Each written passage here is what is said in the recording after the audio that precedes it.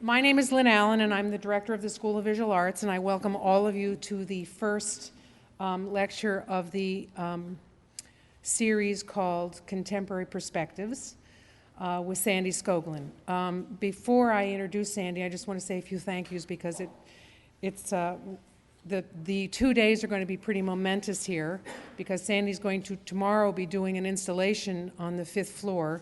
And so there's a lot of people I need to sort of thank for all of their hard work. First, the Dean's office, Dean Walt Meisner for his generosity to the School of Visual Arts, and to Ellen Carr and Jean Connaughton from the Development Office who put together all the publicity, and my staff in my office, including Doug Elder, especially because he and his team built the installation structure, which I'm sure some of you have seen if you've gone up to the 5th floor, because tomorrow that will actually have an installation in it.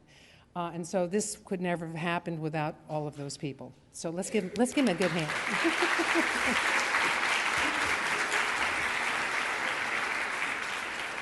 And also, I just want to remind you that there'll be a reception afterwards so that you can meet Sandy and speak with her if you wish after the question and answer period.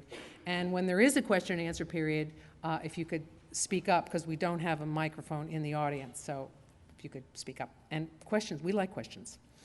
Okay, it's my pleasure to introduce Sandy Skoglund, who, I don't think she needs much of an introduction. She is probably one of the most well-collected artists of her time, including not just in New York at the Metropolitan, the Whitney, but also the Pompidou Center and many other centers overseas.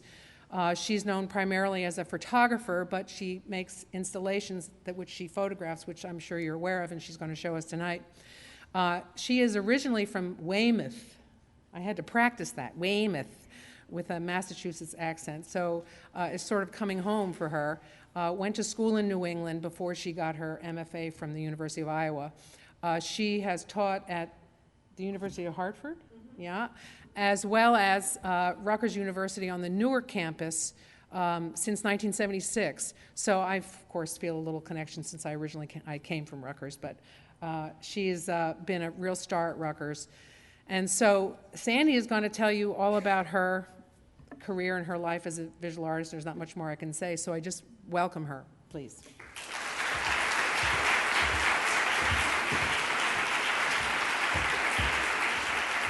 Thank you.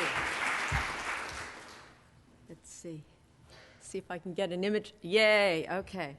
Hard to talk without images.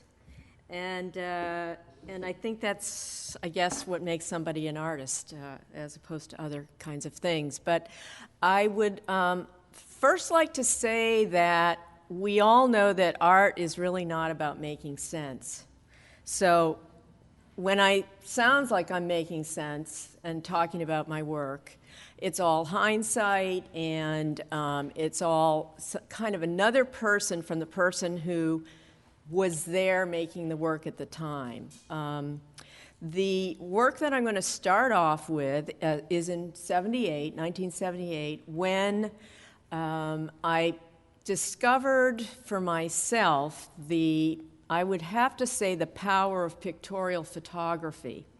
Having gone to graduate school from 1969 to 72 at the University of Iowa, and then Smith College, actually graduating in 1968, majoring in studio art there, I had a lot of art history. Art history has changed even since then. It's not an inert, fixed thing. The kind of art history that I learned when I was in school had to do with, I think, a sort of very linear idea of the progression of art through the ages. In fact, there was the book called Art Through the Ages that most people used if they weren't using Jansen. So here I was, probably very similar to a lot of you in the audience, growing up in the United States. My father worked for Shell Oil, middle class, very middle class. Yes, I was born in Weymouth. Shortly after I went to second grade, we moved to Maine because my father, who owned a gas station in Quincy and was working the gas station, hurt his back and couldn't continue working in the gas station. So he went into the corporate world and started working for Shell Oil. This led us on a trip throughout the United States, starting in Maine, Cape Elizabeth, Maine, Connecticut, Los Angeles, the Midwest, Dearborn, Michigan, and even Texas, Houston, Texas. So we moved about every 4 or 5 years. I wasn't in school during the last years, as I was, of course, on my own at college. But this moving around the United States, for me, was not a story of woe and tears. It was a story of adventure and exhilaration, happiness that my father was getting promoted, but also exhilaration on a new life, a whole new renewal, new friends, new place, new climate, new clothes. So this whole kind of rejuvenation process, constant rejuvenation, I think in a sense permeated my aesthetic way before I could have ever talked about it this way. So I went through the whole college thing and wrote and read, and finally by 1978 I was living in New York City. I had packed up, graduated in 72 from the University of Iowa and packed everything up, all my graduate work, very carefully, cherishing it, and drove across the United States with my dear friend Ted Jordan. We rented a loft right on Wooster Street in the heart of Soho, 1972. We looked out the back window of our loft and saw Leo Castelli's gallery down there being built at 420 West Broadway. And after about a couple of months of looking around, trying to figure out how am I going to make a living, what is this? Looking out the window while it's raining, and at that time Soho was just full of garbage, and it was just a warehouse district. I felt as though all of the work that I had done suddenly had almost no meaning, and so I threw out all of my graduate work on the street and watched while people picked it up and took different pieces of it, because at the time I was doing little three-dimensional quasi-installations. But to move forward enough so that I can talk about my more recent work, by 1978 I had been living in New York. I had become very, very interested in the conceptual art movement, and very involved in it from the point of view of the concept is more important than the art object, and was living through that from 72 to 76 and making art that was very process, systems-oriented. And finally by 76, I felt as though I had to, in a sense, unplug the whole radio of contemporary art history that was squawking in my ear saying the idea is more important than the object. And I turned for inspiration to imagery that was not trying to be art. In desperation, in sheer desperation, what am I going to do with my life? Being alone in the studio is not meaningful enough. It's lonely, it's boring. There were a lot of problems with the experience itself.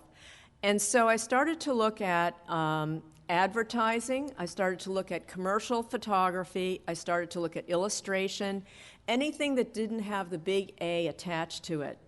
This was really my second awakening, which was the kind of earnestness that I'm still very interested in, the earnestness that's present in kitsch, popular culture, and other forms of ersatz non-high culture. And so that's what gets me to this image here, which is a food still life from 1978. What I started to do upon the inspiration of the commercial photography was to look at the different styles and formats, which I thought this whole world was hilarious in its artificiality, and a mirror, really, of American society in its artificiality, high artifice, in the sense that when you look at a commercial food still life photograph, what you don't see, of course, is the massive manipulation of the subject matter in order for the thing to be photographed as if it had just appeared on your plate, by your grandmother or something, after she had cooked Thanksgiving dinner. So all of the various synthetic devices of creating sheen, shine, moistness, all of that, I just thought was very much to the point in terms of our culture. And certainly, of course, the culture that I had lived with growing up in the very, very sterile looking, anyway, sterile appearing American suburbs, which were kind of like little cookie cutter brand new suburbs in each of the cities that we lived in. So the work that I'm showing you now comes from that series, and if I can, now I've completely lost the thing. And so I started to teach myself photography. My degrees were actually in painting. And why painting? Well, because painting is, of course, the most important art form. We all know that. Then after that comes sculpture. And then there are the minor arts, which are photography, printmaking, ceramics, and so on. So that was why I majored in painting. But I quickly sort of went, I do see, having looked at the wonderful graduate student work today and the work in the hallways, I do see this enormous interest on this campus in figurative painting and some figurative sculpture. And I love it. I have absolutely all the respect in the world for it. Myself, though, as a painter in 1972, the sort of art world thing in my ear was really about what is a painting. That's what everyone was asking. What is a painting? Is it something that's made of paint? Is it just something you hang on the wall? Is it, could it be 2D and 3D? The dialogue was all about the object itself, because it was the very, very bitter, again, I say this with some qualification, it was the end of modernism. If you think of modernism as being a process whereby various aspects of our culture, painting or art or philosophy even, looked at itself and asked itself, why do I exist? What am I about? What's my raison d'etre? In a sense, that's what really happened in modernist European philosophy from the turn of the century to about 1950, when we then had a kind of bifurcation of ways, and we had some people like myself who found rejuvenation in popular culture, and as in pop art, and other people found rejuvenation in throwing the object out or in politicizing art, dematerializing the art object. So my food still lifes come from this period of interest in what makes something look artificial, what is artificiality versus naturalism, and I quickly moved from drawing to photography. It was like there was this one summer where I was drawing food still lifes. I had bought a Sara Lee cake and had it out for 2 weeks on this tabletop, and was very carefully painting it. But I found that no matter how carefully I painted, I felt as though the paint would never really be transparent enough for me to be able to talk about this synthetic material that surrounds us in our culture, especially during that period of time. Of course, now it's gotten very good. And what I mean is the illusionism of plastic surfaces with formica, with paneling, and today, of course, it's reached enormous heights of sophistication with simulated wood floors, and so on and so forth. So this whole photographic world that we were living in or are living in and walking on, and it's on the wall, it's everywhere, that really spoke to me, and I felt as though a painting for me, a drawing, could not really convey that plasticity. And so ultimately it was the invisibility of the medium of photography that embraced me and sort of allowed me to go full speed ahead and to learn as much as I could as quickly as I could. And this set in motion the exhilaration of this learning process of, oh my God, how do you make a picture look like that? How do you make this or that? That process has repeated itself in my work, as you'll see, over time. So the process of learning is also part of what I do as an artist, is to create an unknown situation, something that's unknown, an area that I'm not an expert in, and then go into that world and kind of figure it out.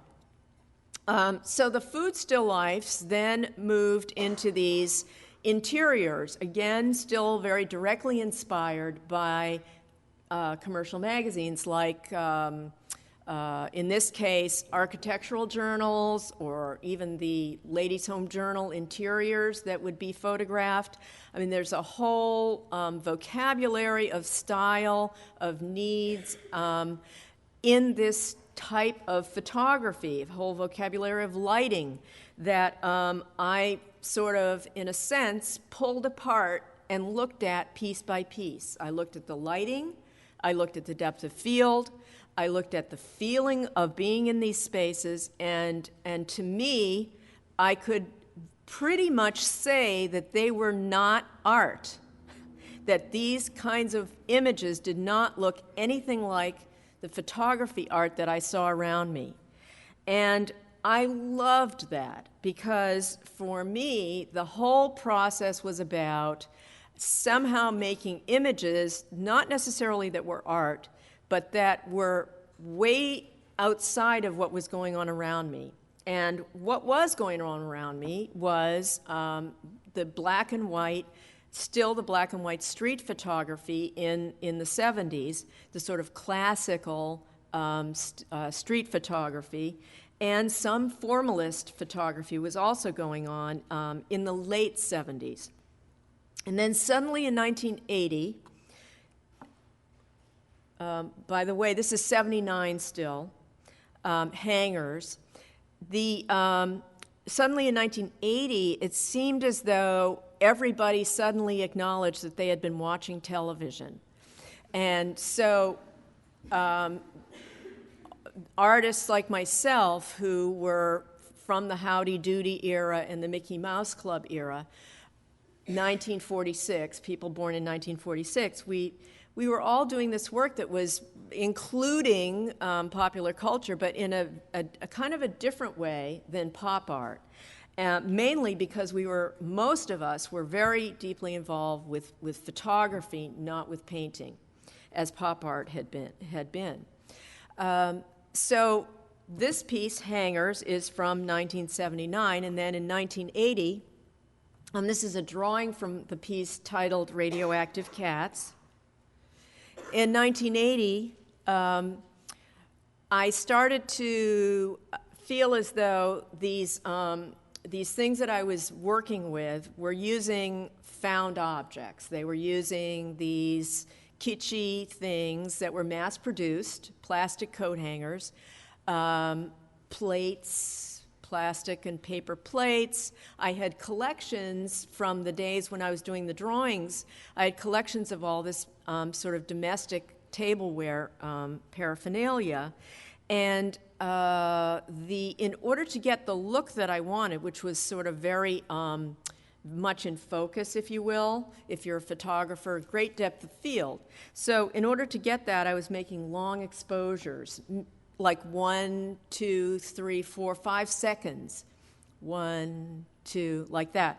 So that would mean that if I wanted to take a photograph of an animal, the animal would be completely blurry and I wouldn't be able to control it. The people actually had to freeze in my photographs for that period of time of a few seconds. So here came a time when I wanted to do a photograph with cats in it as a kind of homage to, at that time, you don't see it so much now in Manhattan, but some stray cats in the street and their survivorship as animals in human culture, in industrial human culture at that. So I felt as though now I was faced with this technical problem of what's going to represent the cat. Is it going to be a kitschy cat that I buy at the 5 and 10 cent store, or Walmart or wherever, or I mean, where is the cat going to come from? And this caused a kind of forking of ways for me, again, as an artist, where instead of embracing the cultural critique inherent in found objects, which of course I do work with extensively, but instead of consistently and only working that way, I also feel as though I'm very interested in my own presence as my hands when I can in my work. And that, making things with your hands is one of the things that is a very special thing about art making. And that, in a sense, I felt critical, really, of modern critique practices, which, in a sense, gave no value to the fabrication or the making of things, and all the value was placed on the idea. So Radioactive Cats is the result of that thinking process, in the sense that I ended up sculpting the cats. And the thing that was probably the most interesting about it was that I wasn't very good at it in the beginning.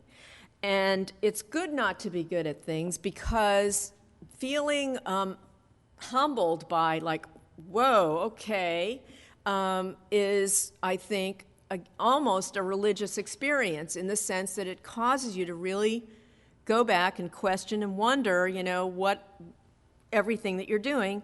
So as a result of that, I kind of rolled up my sleeves, and after 3 or 4 cats, kept making them. And in the process of making them, I got better at it, just as you, those of you who are working figuratively, find that if you work on a certain thing over and over again, it will start to become more lively, more convincing, whatever you want to call it. And so I ended up with 25 cats that I liked, and there were a few more that I didn't like. When we look back on our lives, I think we can see certain events that occurred and that caused you to feel that were either affirming or not affirming events. And that one of the early affirming events for me was being on the sidewalk on Elizabeth Street in New York City, and I had thrown out about 3 or 4 of the plaster cats that I didn't like in the trash. And this was during a time when you didn't have to bag everything up, and they were hanging out all over, on the trash. And people were taking them out of the trash. And then later, I noticed that someone had put one of the cats up in their window, and I noticed that several people had done that. And these were just raw plaster cats, very clunky looking. But the idea that, outside of the art context, outside of that kind of spotlight, that people kind of felt something for these things that I had made was spectacular. I had never experienced that before. without having any direct contact with those people at all. So that kind of affirmed for me that I was on the right path with making things. And the making of things, the making process, then started to build on itself. And the next thing that I wanted to learn how to do was to work with fired clay. So I enrolled in a hand-building clay workshop in a basement of a ceramics store in New York City. And my current and dear friend, Jeannie Jaffe, had just graduated from Alfred as a ceramics major. And so she was teaching the class, and I kind of enrolled in the class and said, well, I'd just like to learn how to make a whole bunch of fish. And so we never talked about art or concepts or ideas, and I just kind of kept very low profile. Everyone around me was throwing pots and was fabulous at what they were doing. I learned so much about handling clay, and I would just go down and make fish after fish after fish in the studio there.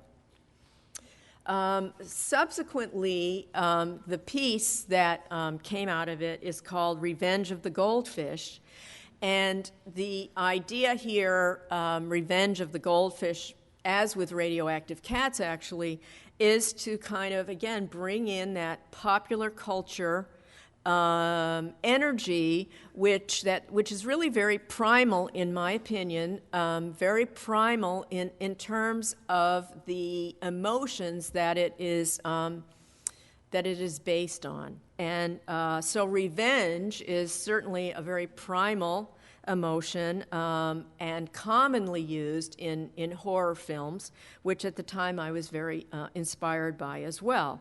Why do they exist? Why do we watch them? And so on and so forth. But Revenge of the Goldfish is about things that we make coming back to haunt us. So the ecological story, the Frankenstein story, in the sense that goldfish are actually genetically engineered.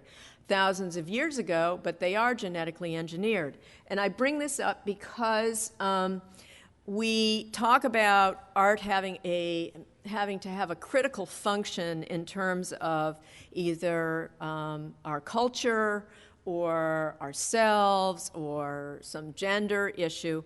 And many of the things that we rail against have been going on for a very long time. The Chinese created the goldfish from the carp about 3,000 years ago as a result of mutations that they were able to manipulate. So the regular standard little goldfish is a hardy little sucker, and does very well, as we know, when it's dumped into regular waterways. It grows to a much larger size.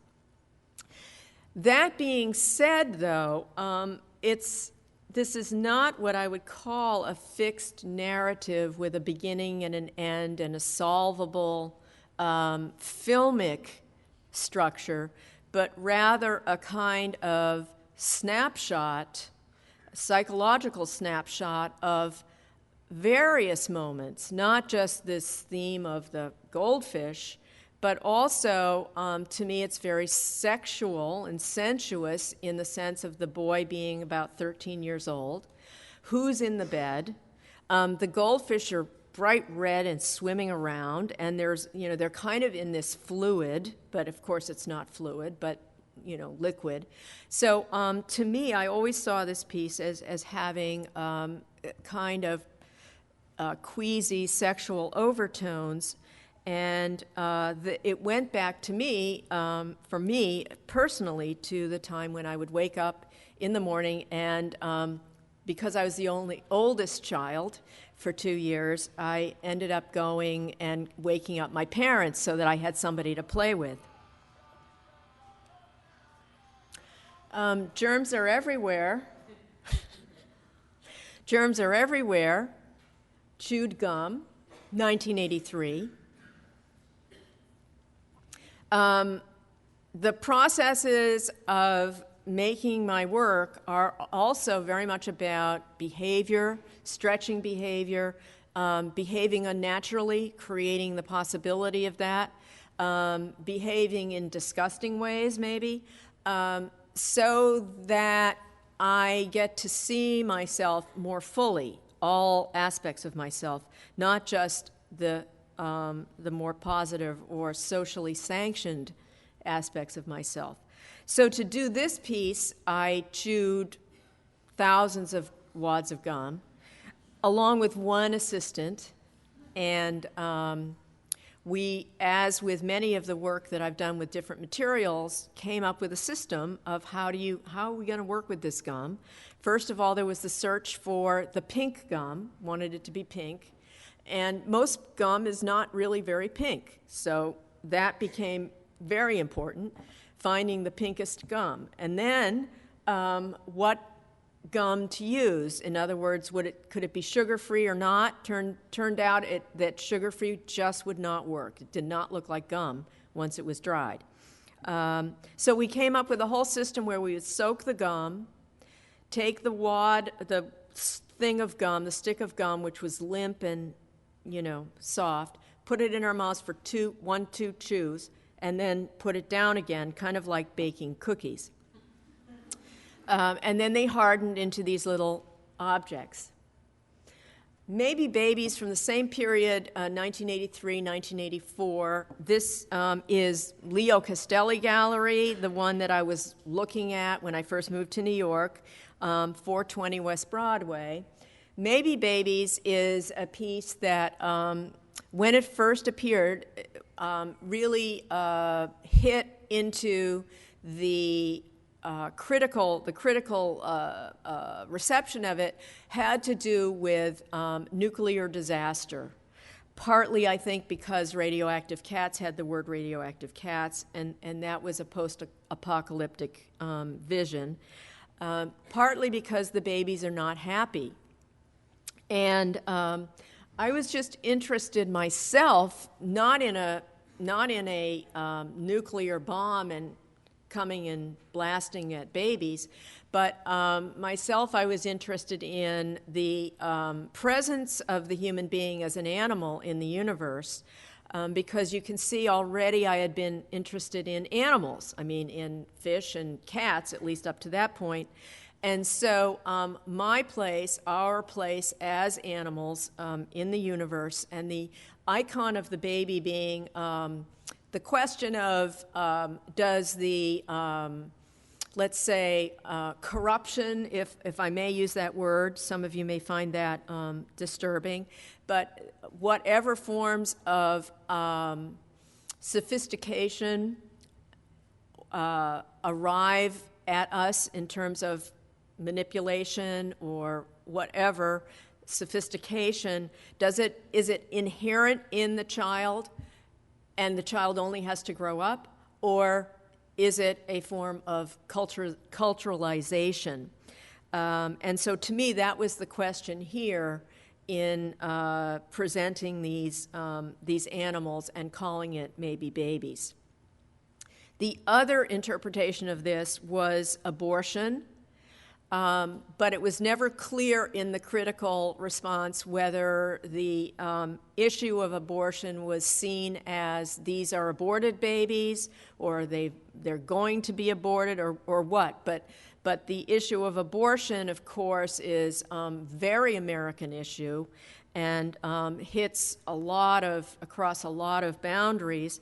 And so for that reason as well, this piece has been received differently than the pieces that I've done with animals. Here we have fox games, so it goes to show you can do anything to foxes, but don't touch babies. Anyway, fox games is a piece that I did for the Pompidou in 1989. And at that time, 89, by that time, the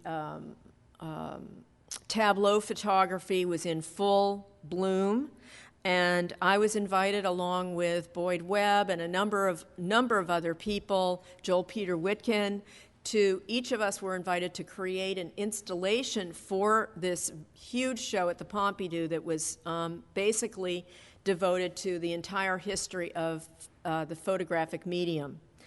And so it was a great honor and very interesting process to work with the French that way.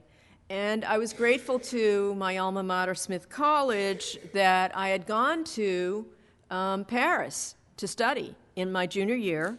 So I spoke French, and as a result, I was able to talk to all the technicians and get my installation up, which was difficult for some of the other people who were trying to get their work up.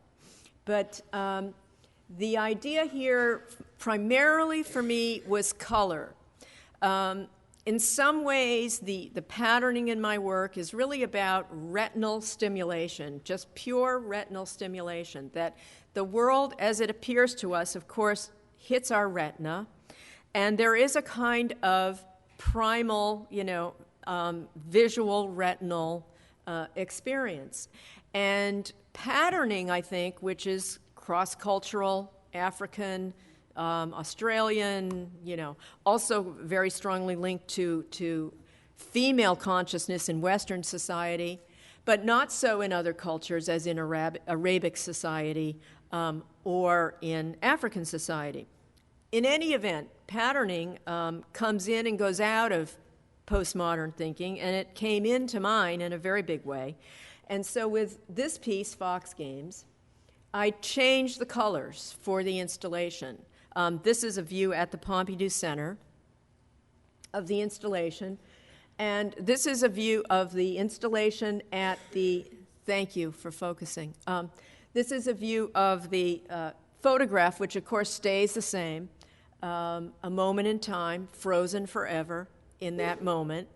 In a sense, more permanent than any object, really, as an experience, more iconic in my opinion. And so by changing or reversing the colors, as here, I, again, just was asking myself, well, does the piece mean something different by reversing the colors? Not that I know the answer to that. Let's see. Thank you. The greenhouse goes back to the theme, of course, of the environment, nature and culture, and domesticity, animals. The interesting thing being the dog is the most variegated species in the animal kingdom.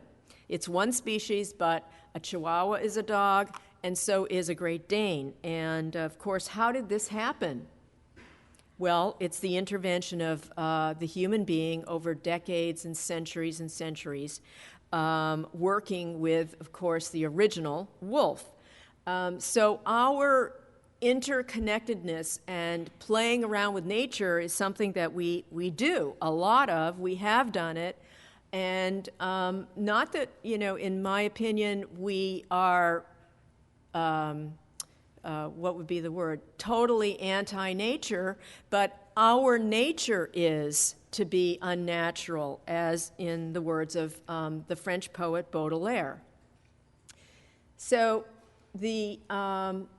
this sort of patterning, as repetition, use of repetition and patterning to simultaneously kind of flatten the picture plane and yet have real depth in terms of the what's in the set, what's being depicted through the photography. That became very, very conscious for me. I mean, that no two squirrels could touch, as I was taking the photograph. And the sort of anti-photographic elements were really fun for me, like the idea of taking this picture over a period of 2 weeks by placing one sculpture in there, taking the picture, looking at it, thinking about it, taking it home, drawing on that Polaroid back, and then going back in and just building very slowly, luxuriously slowly, actually, compared to commercial photography, which generally cannot luxuriate in slowness. So that slowness made the work commercially uncommercial, if you will. I mean, there's a definite, deliberate commercial patina in the appearance of the work, but the actual making style would be dysfunctional in the commercial world.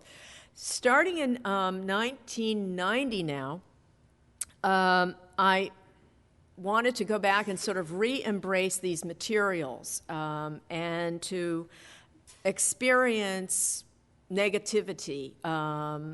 So I started to work with meat and other kinds of materials. Here, Spirituality in the Flesh is with 80 pounds of raw hamburger. So the process became very closely related to death for me. And I started to think about photography and death. Death being disappearance. We don't say a chair dies, because generally it doesn't disappear. It doesn't kind of magically go out of existence. But when someone dies that we know, it's so inexplicable. It's just really one of the most amazing things that ever happens to any of us, or a loved cat or a dog or an animal, even maybe a flower for that matter.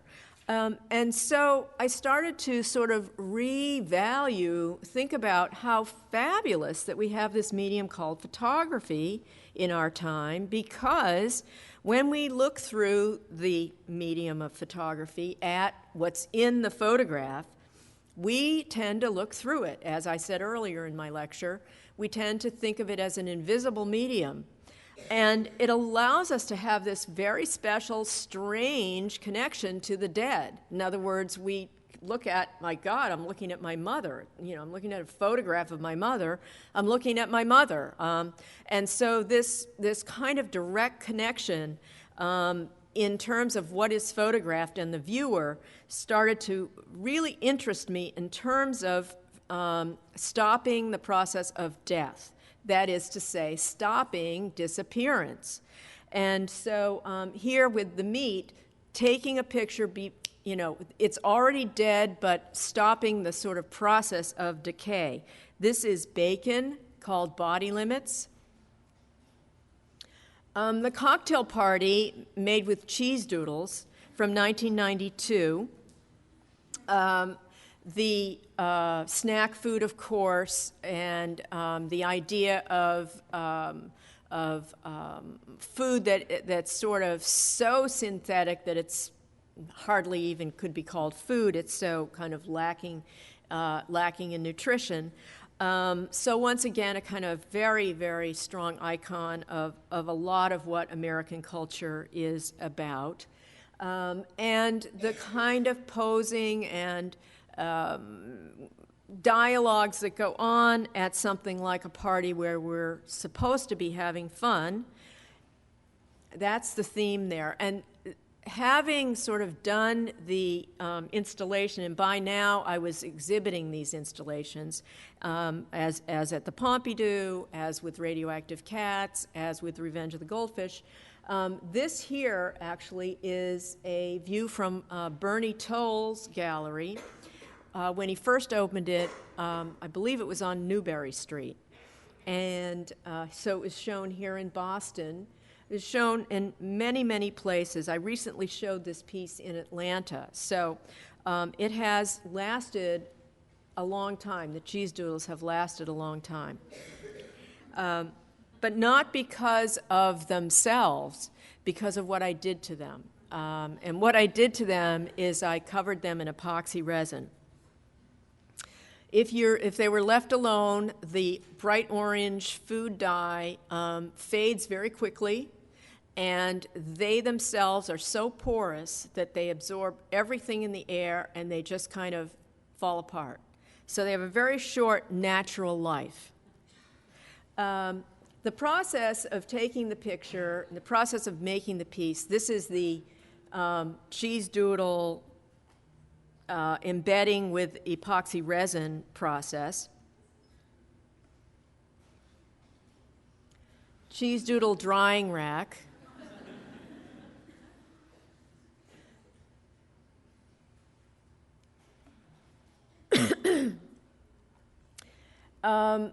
Atomic love, the raisins.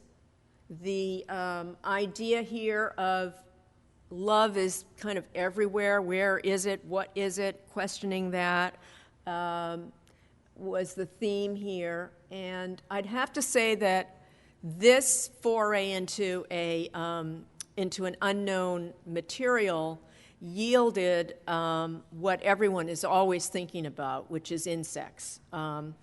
These raisins came up from South America. I bought them in New York City in bulk. They come in 30-pound boxes for the trade, for the food trade. And they had come up from Chile with moth eggs on them, unbeknownst to me. And so after I made the piece and as things moved along and one of these figures was shown in a museum, I got a phone call one day that said, "Oh my God, we have to take your piece out of the show. It's hatching larvae." And this is really pretty serious. I mean, one would not really want this to be happening in any museum. So I was, of course, very concerned, but it kind of shows that, you know, when you're not working with bronze or oil paint, you can create a lot of problems. And as a result of those moths and moth eggs, most of this piece has disappeared as an installation. And so I'm very happy to be a photographer in the sense that I have what I feel is equivalent substitute for the so-called, if you will, thing itself, the installation. There you can see the 8x10 camera. I'm still shooting with 8x10 camera, my work, because digital is still very limited even the highest end digital capture is still very limited when compared to a scanned 8x10 piece of film. This is at the shore. I had a French fry collection. Collecting, you know, we all do that. I was pleased to see a lot of your work today, grad student work, and some of you collecting this and that. Sometimes that's the most lively part of anybody's studio, is those little things that are kind of push-pinned to the wall.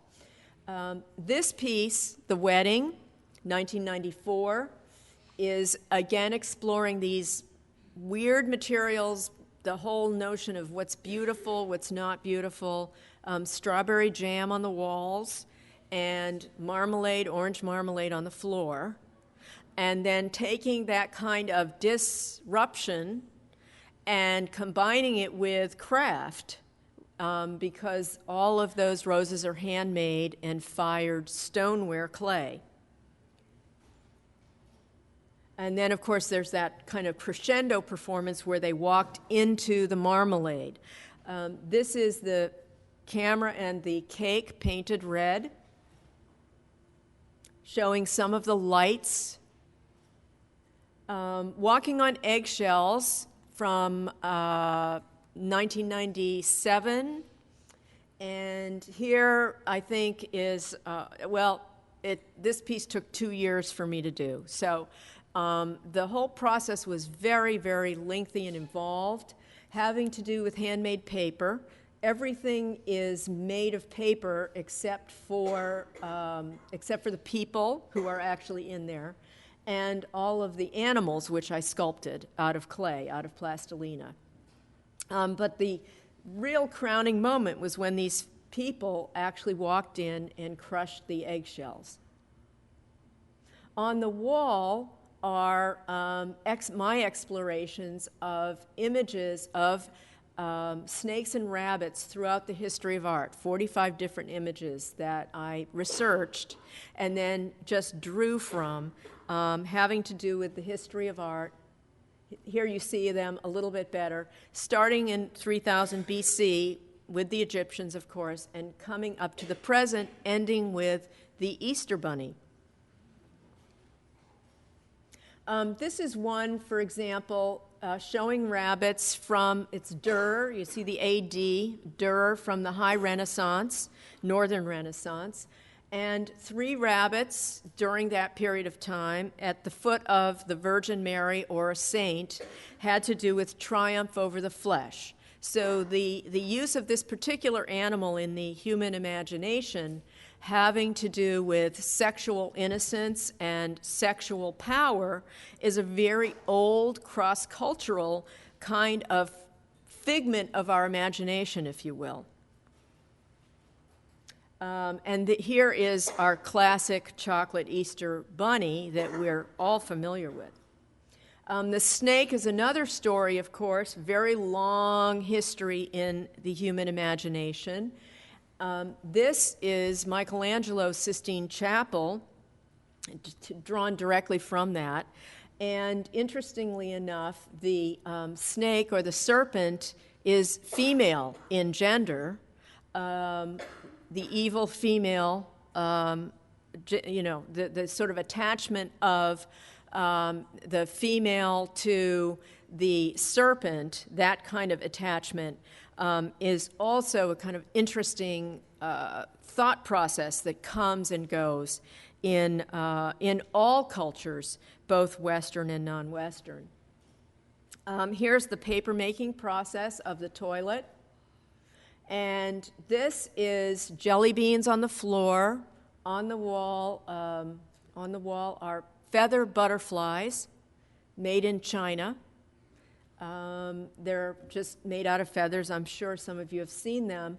This piece is an installation that was bought by and is on view now at the Dayton Art Institute in the Midwest.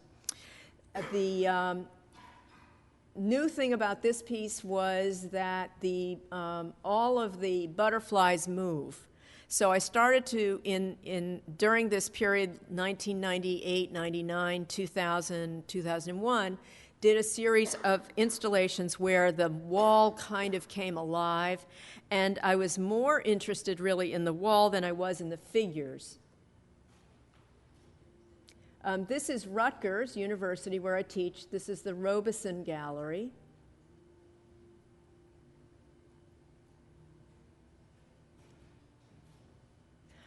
Shimmering Madness, that was Shimmering Madness, excuse me. This is called Breathing Glass, was done for the Museum of Arts and Design in New York City. They call it the MAD Museum now, Museum of Arts and Design. They wanted a piece for some kind of inaugural exhibition that they were doing, and they had a staircase, and magnificent. They still do. The old museum still has this magnificent staircase that they wanted the installation to take place in. And I felt as though somehow I really wanted to work with glass. And so I learned how to lamp work for this piece. On the wall, I know it's impossible, and I don't think I have a close-up here for you, but on the wall you see these dragonflies, I hope. Maybe I can go back. On the wall, you see all those wings. Those are dragonflies. They're handmade of glass. It's a lamp working process. And lamp working is sort of low down on the totem pole in terms of glass art. It's not blown, it's not big and sexy and done with the big furnaces. It's very tiny and petite and minuscule in nature, and it's more like sort of dripping candy, melting candy than blowing glass. So I was interested in it for that reason, for the kind of low person on the totem pole in terms of how the glass world looked at it. And I was interested in it as a sort of medium to explore. So I learned how to do it, and I made a few of these glass dragonflies, but primarily I used assistants who I taught to then make the glass dragonflies. Ultimately, though, by this time, I was very interested in, as with Walking on Eggshells, this kind of overall reevaluation of popular culture as it extends throughout the whole history of civilization. And so in this piece are mini marshmallows. Well, why? Because what could be more American than a mini marshmallow? I mean, a culture that is so wealthy and so full of variety and permutation of everything that it produces, that it not only has a marshmallow, but a mini marshmallow, and certainly probably marshmallows shaped in any shape you want at this point. So this kind of wealth, cultural wealth, extravagance does permeate my work. But the choice of the marshmallow fit well for me in this piece because the dragonfly is one of the oldest insects that still exists today. Thousands of years ago, there were dragonflies that looked very much like what we have today. And the marshmallow, actually, the origins of the marshmallow go back to the Egyptian pharaohs, which is going back about 3,000 years. And it goes back to the mallow plant that grows in the marshes by the Nile. And they used to make candy out of that plant, and that's where the marshmallow originally came from. Our marshmallows are not made from the mallow plant anymore. But that kind of idea that here we sit, every single one of us can eat marshmallows today, whereas 3,000 years ago, like 2 people out of everyone on the planet could have marshmallows. So this process of democratization and assimilation and permeation of things from the upper classes down is one of the, to me, more heartening aspects of the kinds of investigations that I do. This is the photograph done by turning the negative upside down, so kind of disorientation.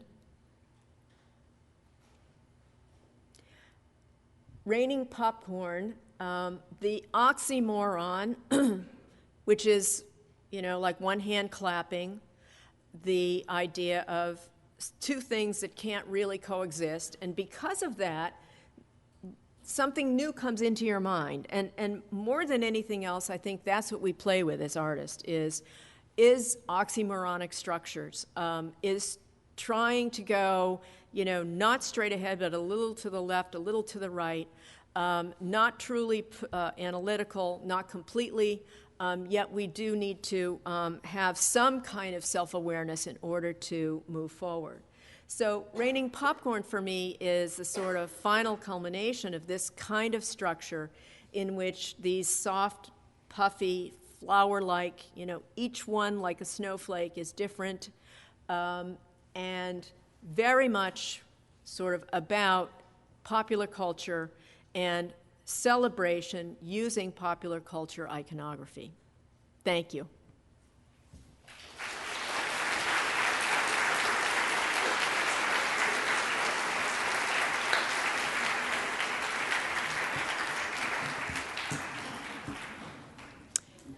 It's 7:15, so I've talked a little longer than I thought I would. We could take a couple questions if you would like. It's hard for me to see because of the light in my face. Does anyone have a question? Yes, right here in front. With your early work, like your first explorations of installation, where did you get your sites? Before you were established, did you use your own studio? Where did I, let me try to repeat it so everyone can hear. In the very early work, where did I get my sites? You mean the rooms? Yeah. The rooms that I worked in?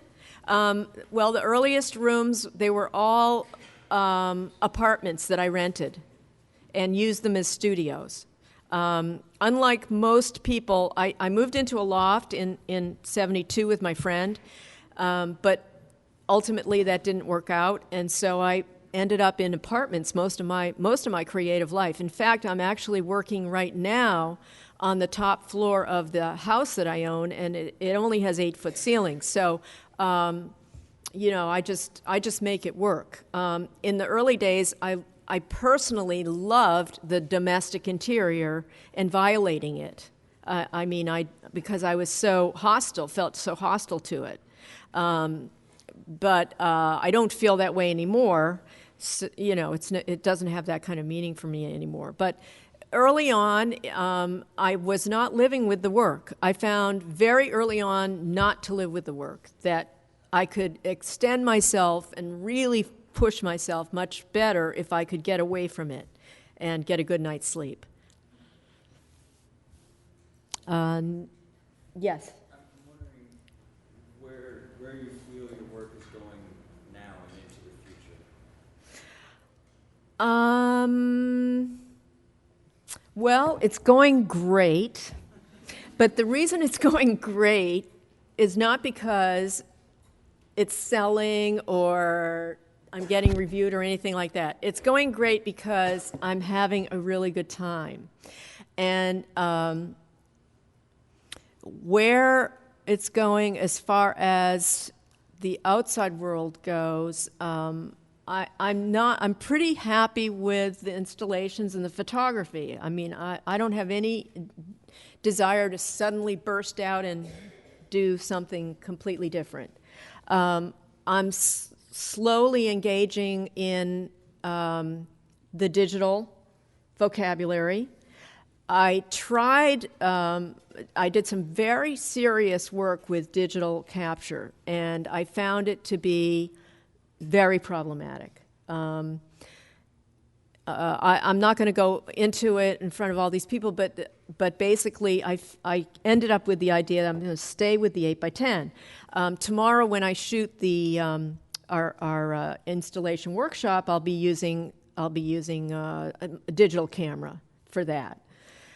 So I'm transitioning into the digital. I've done a tremendous amount of work retouching.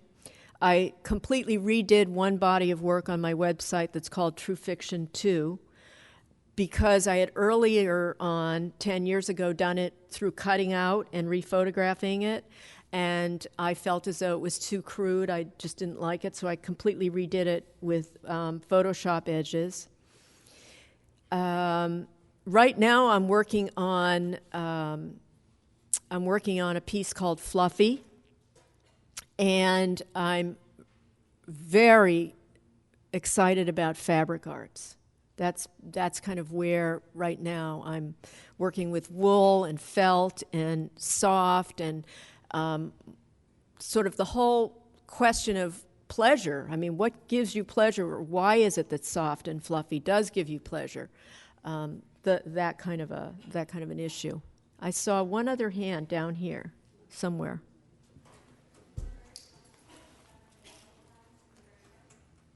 Huh? I'm sorry. Oh. Yeah. I was just wondering if you could comment on your decision to start showing the installations versus the photographs. Because when you take the photographs, to me, they're very much like paintings in the way you have these very, very specific compositions, and you create these overall textures and the lighting and everything's just so specific. And to me, when you present looking at the photos of the installation versus the final photos to me are much more effective in conveying the ideas that you're talking about, that you're trying to get through with that. So I was wondering just your thoughts and feelings on deciding to show the installations and maybe compromise all those things for a more personal interaction with the viewer where they can actually be in the presence of the objects. Well, in a way, you kind of said it all right there, because when you give a slideshow of sculpture, you're never really presenting the sculpture, are you? I mean, if I eliminated all of my careful photography, took them all away, and just talked about my installations, you would have a sense of loss that you weren't really there at the installation. In the same way that if somebody lectures about their sculpture or their architecture, there's going to be a lot missing, because that's what those media are really about, is three-dimensional experience. So necessarily, any documentary photograph is going to be incomplete. And I'm thrilled to hear that you think that the photographs that I do, are better, because that's what the point really is that they're not documentary photographs. They are photographs for the sake of photography, for the sake of making pictures. And they're done using a completely different orientation towards the subject, much more like a filmmaker, in the sense that what matters is only what's inside the rectangle. And so you spend all of your time just thinking about the rectangle and what's inside the rectangle, and massaging the composition. How many times have you had, maybe not too many, but even once somebody wants to take a picture, let's say, of you in your house? Is that person going to come in and just take a picture of you in your house? No, they're going to move the table. They're going to move so the interference process that happens is greatly magnified in the photographs that I take, in the sense that the camera goes down first. I do understand that in a sense, when you see an installation of my work, I don't know, maybe you would feel a sense of loss in the illusion that the photograph gave. But that's, anytime you present two things, you're always going to have that kind of response to your work. They're going to like, the spectator will prefer the green one over the red one, or this one over that. And I fully appreciate your critique that you feel that the installations are inferior to the photographs, and all I can say is I'm glad that you think the photographs are better. One more, and that'll be it. Can you talk about lighting in your camera placement? Lighting is everything. It's absolutely everything. When I started this whole process, the lighting was the first thing that I learned. With the food still lifes, for example, they're very carefully lit with diffuse lighting and every kind of trick that I could come up with in the book to get what I saw in my mind's eye. And what I saw then was flatness. I wanted to eliminate shadows.